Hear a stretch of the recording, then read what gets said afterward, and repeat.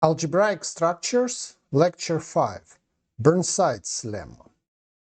Let us recall the notion of group action which we discussed on the previous lecture. Let G be a group and X a set. An action of G on X realizes each element of the group as a bijective transformation of X in such a way that the group operation on our group G corresponds to composition of transformations. So, if a group G acts on a set X, then for each element M in X, we have the orbit OM of this element M defined as a set of all elements in X which have the form G applied to M for some G in our group G. And we also have the stabilizer of this element M in the group G, defined as a set of all elements G in G, such that G applied to M gives M.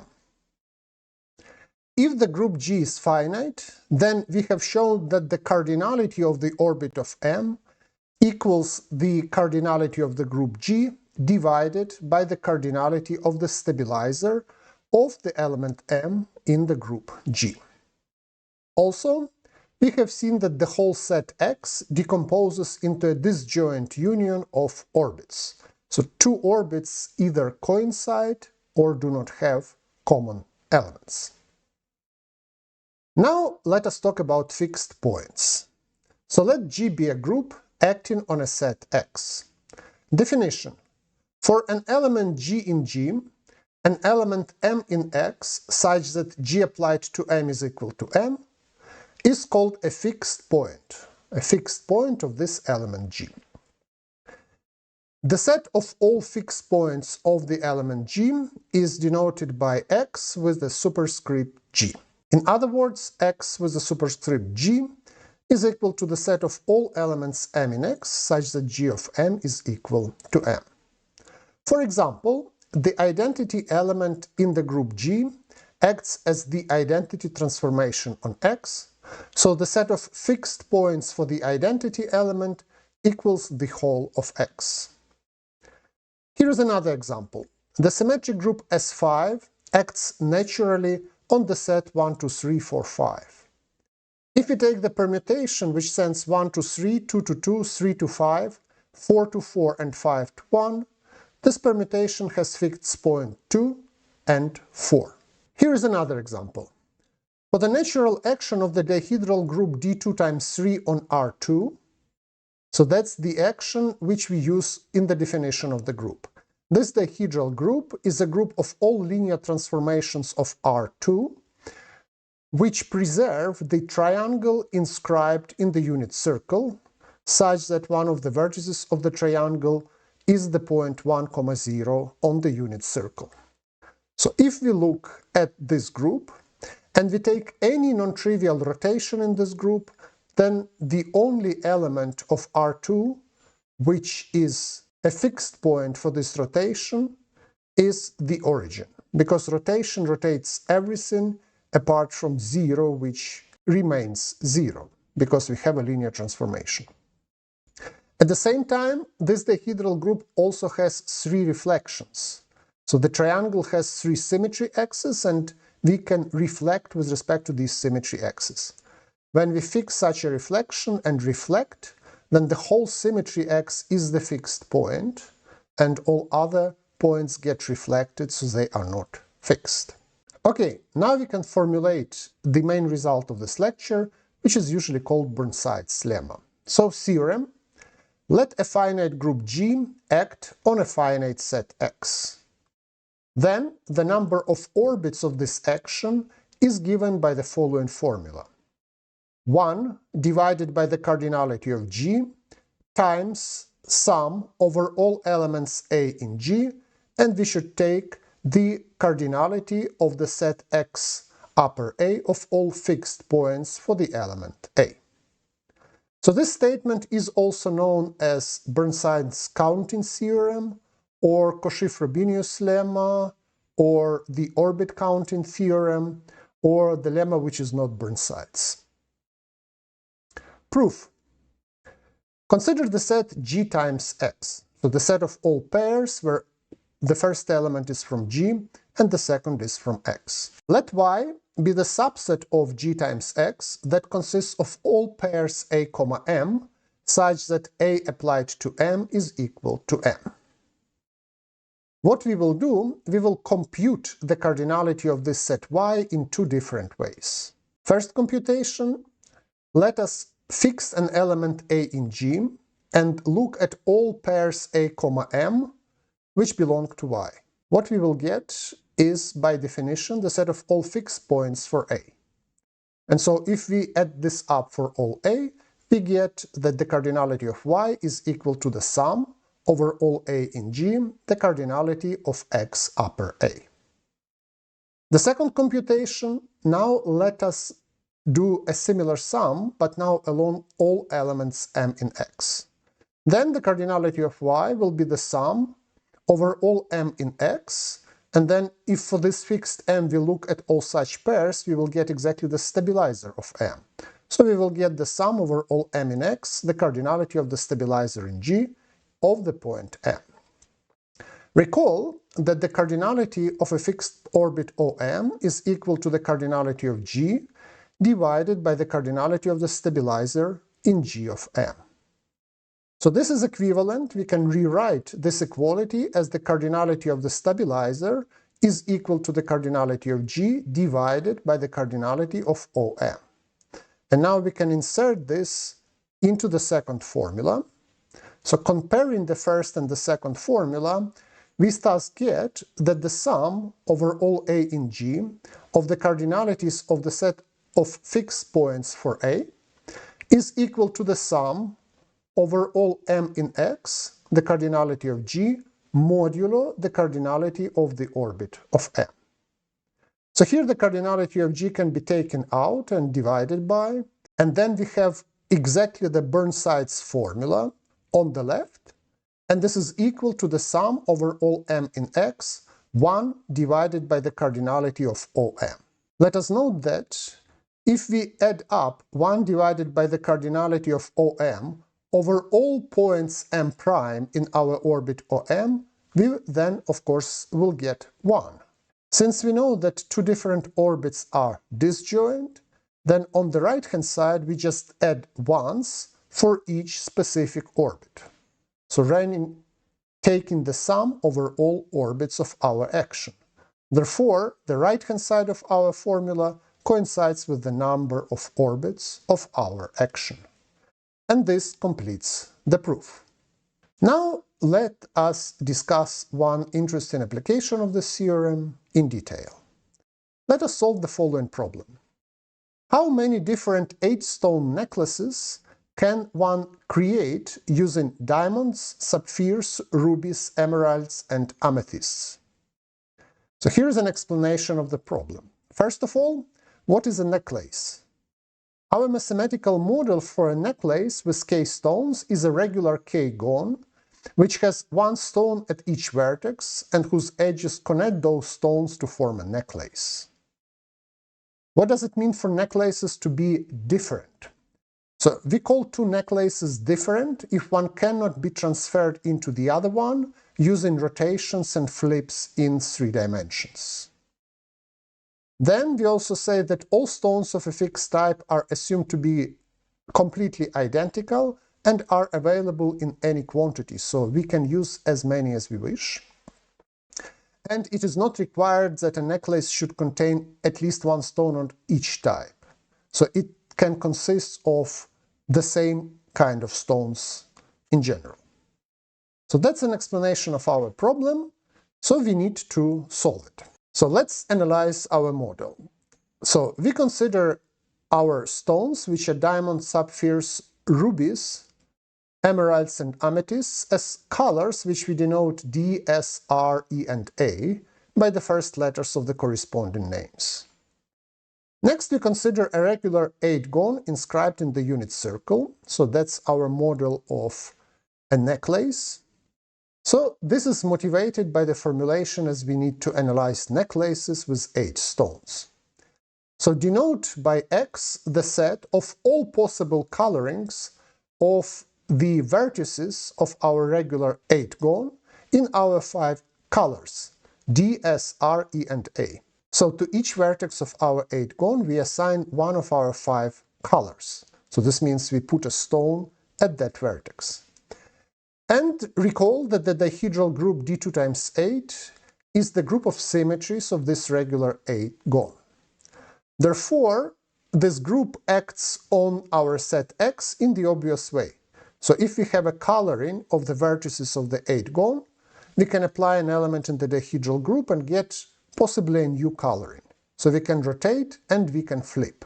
Note that the dihedral group stabilizes the eightgone itself, but it doesn't usually stabilize the coloring of the vertices of the eightgone.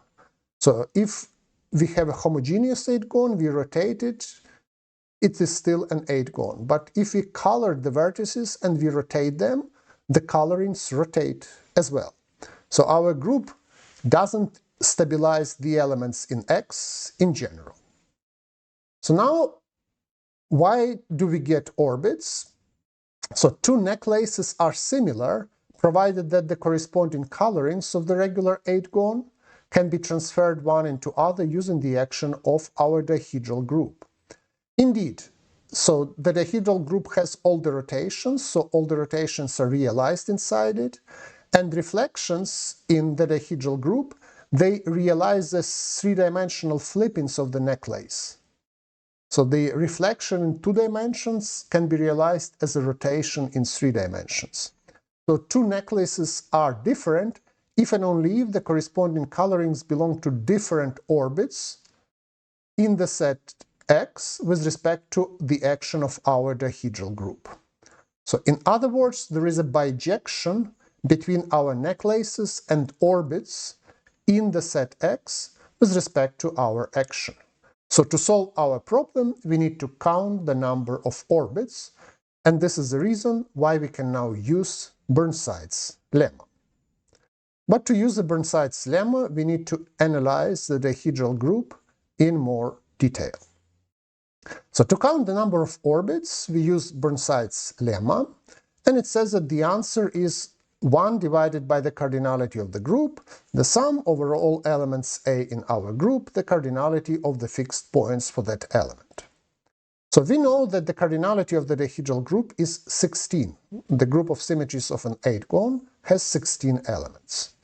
So what remains is to determine the fixed point sets for each element in this dihedral group. So we will do this using the case-by-case analysis. So we need to list all elements in the dihedral group. So the symmetries of the eightgone, there are 8 rotations, which we denote by r phi, where phi is an angle 2 pi times k divided by 8, and k is one of the numbers 1, 2, and so on, 8. So we have 8 different rotations, which includes the identity element, which we will get if we rotate by 2 pi, so for k is equal to 8. Also, our eightgone has 4 symmetry axes which connect the 4 pairs of opposite vertices, and this gives us the 4 corresponding reflections. And we also have 4 symmetry axes which connect the middle points of the 4 pairs of opposite edges, and so we have the 4 corresponding reflections for those symmetry axes. So we have 8 plus 4 plus 4, these are the 16 elements of our dihedral group. We will now give the picture, so for this let us order the vertices of our eightgone counterclockwise, starting from our fixed vertex 1, 0. Then we can denote by rho ij the reflection with respect to the symmetry axis, which goes through the vertices I and j, and we can denote by sigma ijkl the reflection with respect to the symmetry axis through the middles of the edges ij and kl. Then we will get the reflections rho 1, 5, which is the same as rho 5, 1, rho 2, 6, rho 3, 7, and rho 4, 8. And also the reflections sigma 1, 2, 5, 6, sigma 2, 3, 6, 7, sigma 3, 4, 7, 8, and sigma 4, 5, 8, 1. And of course we have the aliases because we can swap 2 and 1 here and 5 and 6 here and so on. So here is the picture. So this is our 8-gon, which is inscribed in the unit circle in R2, with vertices 1, 2, 3, 4, 5, 6, 7, and 8. So here is on the second picture we have the symmetry axis through the vertices 2 and 6. That's a pair of opposite vertices. And then we have our reflection rho 2, 6, which reflects with respect to this vertex. So that's the notation rho 2, 6 for the reflections with respect to the line which goes through 2 and 6. And here we have the symmetry axis which goes through the middle of the edges 2, 3 and 6, 7. That's our line, and we can reflect with respect to it. This is a reflection which is denoted by sigma to 3, 6, 7. So we have 4 reflections of the first kind and 4 reflections of the second kind. Now let's do the counting. So we count the cardinalities of fixed point sets case by case. We start with the identity element in the dihedral group, and of course the identity fixes all elements in X. So the cardinality of the fixed point set is just the cardinality of X. And to compute the cardinality of X, we use elementary combinatorics. We have 8 vertices and we have 5 colors. We can assign colors to vertices independently and with no restrictions. So we will get 5 to the power 8 elements in the set X using the multiplication rule. 5 colors for vertex 1, 5 colors for vertex 2, and so on, and we need to multiply all this. So the cardinality of X is 5 to the power 8. Now let us do the rotation with respect to the angle 2 pi over 8. So we need to understand under which conditions some element of X is invariant with respect to such a rotation. So if we look at the picture, we will see that our rotation moves vertex 1 to vertex 2, vertex 2 to vertex 3, vertex 3 to vertex 4, and so on. It connects all the vertices. So if we want that some coloring is fixed by such a rotation, then vertex 1 should have the same color as vertex 2, vertex 2 should have the same color as vertex 3, and so on. In other words, all vertices must have the same color. And this means, so we can choose this color in 5 different ways. So the set of fixed points for this rotation consists of 5 elements. And of course, exactly the same argument applies to the rotation in the opposite direction. So the rotation with respect to the angle 2 pi times 7 over 8 also has 5 fixed points. Next, let us do the next angle, which is 2 pi times 2 over 8. So this rotation sends 1 to 3, 3 to 5, 5 to 7, and 7 to 1. It sends 2 to 4, 4 to 6, 6 to 8, and 8 to 2. So in order to be fixed by such a rotation, all odd vertices must have the same color because they are connected by the rotation, and all even vertices must have the same color, and these 2 colors are independent. And so the set of fixed points has 5 times 5, which is 5 squared elements. And by the symmetry of the situation, also the rotation with respect to the angle 2 pi times 6 over 8, so that's a rotation by 90 degrees clockwise, also has 5 to the power 2 fixed points. Next, we have the rotation with respect to the angle 2 pi times 3 over 8. So this rotation sends 1 to 4, 4 to 7, 7 to 2, 2 to 5, 5 to 8, 8 to 3, 3 to 6, and 6 back to 1. So we see that it connects all the vertices. Therefore, in order to be fixed by this rotation, all vertices must have the same color, so this rotation has exactly 5 fixed points. And by the symmetry, the rotation with respect to the angle 2 pi times 5 over 8 also has 5 fixed points. Finally, the last rotation is by pi. So this is 2 pi times 4 over 8. And this rotation swaps 1 and 5, 2 and 6, 3 and 7, and 4 and 8. So in order to be fixed by this rotation, the vertices 1 and 5 should have the same color, 2 and 6 should have the same color, and so on.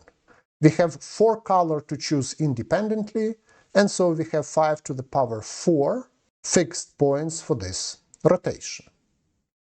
Next we go to reflections. Let us look at our element rho 26, which we saw before.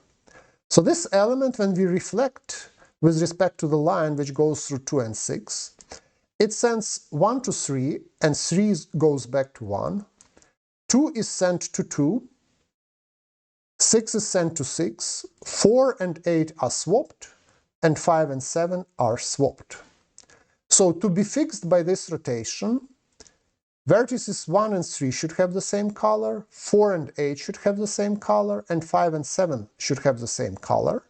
And so we have 5 colors to choose. Colors of 2 and 6 can be arbitrary. And so the set of fixed points for this rotation has 5 to the power 5 elements. And of course, exactly the same 5 to the power 5 is the number of elements for the set of fixed points of all other rows. Row 1, 5, row 3, 7, and row 8, 4.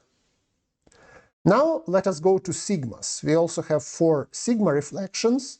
Let's look at sigma to 3,67, which we saw. That's a reflection with respect to this axis. So this reflection swaps 2 and 3, 1 and 4, 8 and 5, and 6 and 7. And so to be fixed by it, these 4 pairs of points should have the same color. So 2 elements in the pair should have the same color. We have 4 pairs to choose, and so the set of fixed points for this reflection has cardinality 5 to the power 4.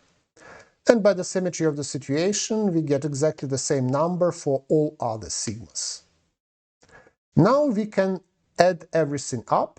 So the formula which we have in Burnside's lemma, which is the sum over all elements A in D2 times 8, and the cardinality of the set of fixed points for A is equal to 5 to the power 8, that's from the identity, plus 2 times 5, that's for the smallest rotations, the 2 smallest rotations, plus 2 times 5 to the power 2, so this is for the rotations by plus and minus 90 degrees. Then we again have 2 times 5, the 2 rotations for the angle 2 pi times 3 divided by 8 and the minus that angle. Then for 180 degrees we have 5 to the power 4. Then for 4 row reflections we have 5 to the power 5. And for 4 sigma reflections we have 5 to the power 4. Now if we compute all this, this all adds up to 406,320, and we need to divide it by the cardinality of the dihedral group, which is 16, and we obtained 25,395 necklaces. And this is our final answer. That is the number of different 8-stone necklaces one can create using diamonds, sapphires, rubies, emeralds, and amethysts. Here are some problems and questions at the end. Problem question 1. Let a finite group G act on a finite set X. Show that the cardinalities of the fixed point sets for elements A and B in G are the same, provided that those 2 elements are conjugated. Problem question 2. What is the average number of fixed points for a permutation in Sn? Problem question 3. A finite group G acts on a finite set X. Argue that the average number of fixed points for an element in G is a positive integer. Problem question 4. How many different 7-stone necklaces can one create using diamonds, sapphires, and amethysts? And problem question 5. How many different 6-stone necklaces can one create using diamonds, sapphires, rubies, and amethysts? Thank you very much, and see you next time.